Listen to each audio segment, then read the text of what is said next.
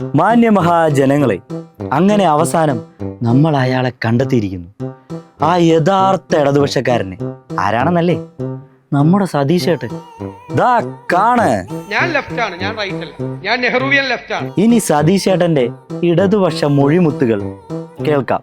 ഈ സെക്യുലറായ കേരളത്തിലെ ജനങ്ങളെ കമ്മ്യൂണലാക്കുന്നത് കുറെ രാഷ്ട്രീയ നേതാക്കന്മാരും കുറെ മതമേധാവികളാണ്. അവരുടെയൊന്നും മുന്നിൽ മുട്ടുകുനിക്കരുത്. എല്ലാ പൊതുമേഖലയിൽ നിന്നും സർക്കാർ പിന്മാറി അതെല്ലാം സ്വകാര്യ മേഖലയ്ക്ക് തീരെഴുതി കൊടുക്കണമെന്ന് പറയുന്നതാണ് സതീശന്റെ ഇടതുപക്ഷം. കൊള്ളാല്ലേ? വെറൈറ്റി അല്ലേ? ഞാനൊരു ആശയം മുമ്പോട്ട് വയ്ക്കുന്നു. ഉദാഹരണം കുറേ ഉണ്ട് നമുക്കിങ്ങനെ. അതായത് 530 കിലോമീറ്റർ ദൂരം തീരപ്രദേശം നമുക്ക് 2 ഇന്റർനാഷണൽ സീ പോർട്ട് ഉണ്ട്, 17 മിനി പോർട്ടുകൾ.